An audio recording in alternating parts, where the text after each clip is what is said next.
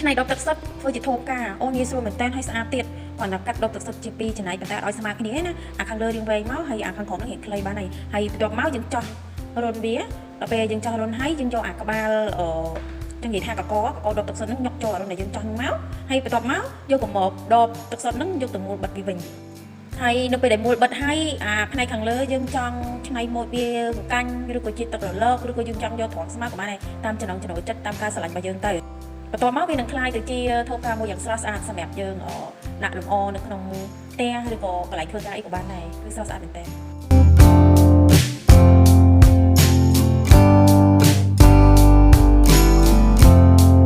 ហើយវិធីសាស្ត្រមួយទៀតគឺយើងប្រើគម្របដបទឹកសុទ្ធហ្នឹងចាគឺប្រើគម្របដបទឹកសុទ្ធហ្នឹងយើង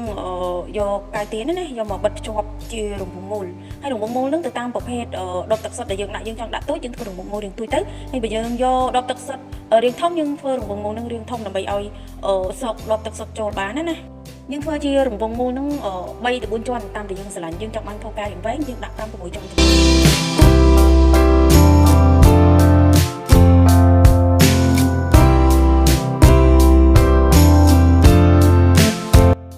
ពីយើងធ្វើរង្វង់មូលនឹងហើយយើងយកដបទឹកសុទ្ធទៅដាក់ចំកណ្ដាលណាដាក់ចំកណ្ដាលហើយយើងយកកៅទៀនហ្នឹងយកមកបតក់ក្បែរគម្របដបជាមួយនឹងដបទឹកសុទ្ធហ្នឹងទៅវាជាប់ហើយវាអត់របូតទៅណាទេហើយវានឹងខ្លាយទៅជាធូបការមួយយ៉ាងស្រស់ស្អាតបើយើងអត់ស្រឡាញ់ពណ៌ខៀវហ្នឹងទេយើងអាចយកស្ប្រៃពណ៌យកមកបាញ់បន្ថែមក៏បានដែរ highlight ពណ៌តាមដែលយើងស្រឡាញ់តាមដែលយើងចង់បានទៅណាគឺជាការស្រេចទៅហើយ